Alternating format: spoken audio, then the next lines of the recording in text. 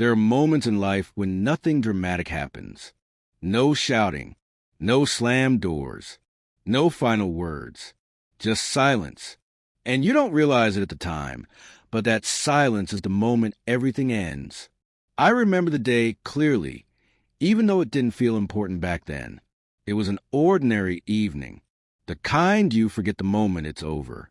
I was tired, distracted, half listening to everything around me. She stood in the doorway while I scrolled through my phone. She didn't raise her voice. She didn't cry.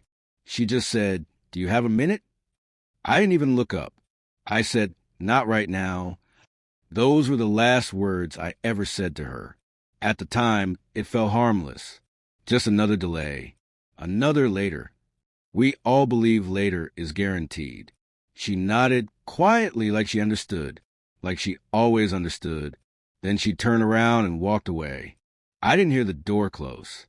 That night, I slept better than I had in weeks. No arguments. No tension. No heavy conversations. Peace. Or so I thought. The next morning, her side of the bed was empty. That wasn't unusual. She often woke up earlier than me. But the house felt wrong. Too quiet. No coffee smell. No music playing softly in the kitchen. No footsteps moving from room to room. I called her name once. No answer. I told myself she had gone out, that I was overthinking, that this was nothing. That's the lie we tell ourselves when we're not ready to face the truth. I noticed her jacket was gone. Her shoes, too. Still normal. But then I saw her phone. It was on the table. She never went anywhere without it. I picked it up. The screen lit up. No missed calls. No messages. Just one unsent note. Still open. I shouldn't have read it. But I did. It wasn't long. Just a few lines. I tried to talk today. I really did. But I don't think he hears me anymore. My chest tightened. I sat down slowly, like my body suddenly forgot how to stand. The note wasn't dramatic. No accusations. No anger. That was what terrified me the most. People who are angry still hope to be heard. People who sound calm have already given up. I checked the time on the note. It was written 10 minutes after she stood in the doorway. 10 minutes after I said, "Not right now." I started calling her phone. Straight to voicemail. Again, and again, and again. That calm feeling from the night before was gone, replaced by something heavy, something cold. I began searching the house, even though there was nowhere to search. The bathroom, the bedroom, the garage. Nothing. Just absence. I told myself she needed space, that she'd come back, that I was overreacting. I was very good at lying to myself. Hours passed. Then night came, and with it, a realization I wasn't ready for. She hadn't taken anything important. No suitcase. No documents. No plan. Just her jacket, her shoes, and silence. That was a moment I understood something terrible. Whatever she wanted to say that night, whatever she needed from me, I would never hear it. Not because she didn't try, but because I was busy. And sometimes, not right now, really means never. I didn't sleep that night, not because I was scared, but because my mind refused to stop replaying that moment. Her standing in the doorway, her voice calm and quiet. "Do you have a minute?" And me, barely listening, saying, "Not right now." Those words echoed in my head like a broken recording. By morning, fear had replaced denial. I started calling everyone. Friends, co-workers, her sister. No one had seen her. No one had heard from her. Each unanswered call made the house feel smaller, like the walls were slowly closing in. I drove around the city without knowing where I was going, past places we used to visit, the cafe she loved, the park where we used to walk and talk about nothing important. Everything looked the same. That was the cruel part. The world didn't care that mine was falling apart. At noon, I finally did what I had been avoiding. I went to the police. Saying her name out loud felt unreal, like I was talking about someone else's life. They asked questions I couldn't answer. What was she wearing? Did she take money? Did she seem upset? I kept shaking my head. No, I don't know. Nothing unusual. Every answer made me sound worse. They told me it was too early to panic, that adults leave sometimes, that people need space. I nodded, pretended to agree, but deep down I knew this wasn't space. This was distance. That afternoon, I went back home and did something I had never done before. I opened her laptop. I told myself I was just looking for clues. Something practical. Something useful. What I found instead was a version of her I had ignored for years. Emails she never sent. Notes saved and rewritten dozens of times. Draft with titles like Things I Want to Say and Maybe One Day. One message froze me completely. It wasn't addressed to anyone. Just a sentence, written over and over again in different ways. I feel invisible. I stared at the screen until the words blurred. Invisible, not unloved, not hated. Invisible. That word hurt more than any accusation could, because it meant she hadn't been fighting. She had been fading. I thought back to all the times she tried to talk, when she started a sentence and stopped halfway, when she sighed and said, "It's nothing," when she sat next to me in silence while I stared at my phone.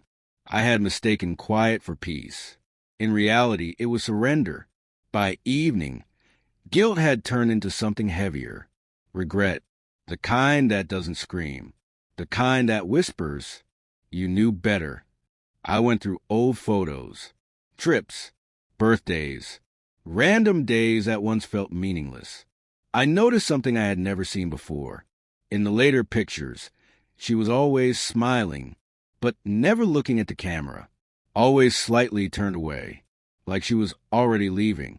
My phone buzzed suddenly. For a second, my heart jumped. Her name, but it wasn't a call. It was a message from an unknown number. Just 4 words. I think I found her. The room spun. I don't remember grabbing my keys. I don't remember driving. I only remember the feeling in my chest. A mix of hope and dread so intense, it was almost unbearable. They gave me an address. A place near the edge of the city. Somewhere I had never been. Somewhere she had gone alone. As I drove, one thought kept repeating in my mind. Please let me be wrong. Please let me still have time. But deep down, I already knew the truth. Time had been there before. I just didn't take it. The building looked abandoned. Peeling paint. Broken windows. One light flickering near the entrance like it was barely alive. I parked across the street and just sat there. For a moment, I hoped it was a mistake. A wrong address. A misunderstanding. But my body already knew the truth. Every step toward that door felt heavier than the last. My legs moved, but my mind was somewhere else, replaying every moment I had ignored. Inside, the air smelled old, dust and something metallic. A man stood near the stairs. He didn't look surprised to see me. That scared me more than anything. "You're here for her," he said quietly. I nodded. He pointed down the hallway. "She's alive." Those 2 words almost made me collapse. Alive. But his silence afterwards said everything else. "She didn't want anyone to call you," he added. That hurt more than if he had said nothing at all. They led me into a small room. She was sitting on a chair near the window, smaller than I remembered, thinner, like part of her had already left. For a second, she didn't recognize me. Then our eyes met, and there it was. Not anger, not hatred, relief, like she was finally seen. "I didn't think you'd come," she said. I opened my mouth, but nothing came out. Every apology I had practiced died in my throat. "I wasn't trying to disappear," she continued softly. "I was trying to feel something again." I took a step closer. "I know I should have said more," she said. "But every time I tried, you were somewhere else." Her words weren't sharp. That was the worst part. They were calm, honest. I didn't leave because you were bad, she said. I left because I felt alone even when you were right next to me. The room felt too small. I wanted to tell her I loved her, that I had always loved her. But love doesn't mean much when it arrives too late. I waited, she said, for years. I looked at her hands. They were shaking. I stopped asking for attention, she whispered, and started asking myself if I mattered. Silence filled the room. Not an awkward silence. A final one. I'm not asking you to fix this, she said. I just needed you to know. I nodded, tears finally falling. I see you, I said. My voice cracked. I see you now. She smiled sadly.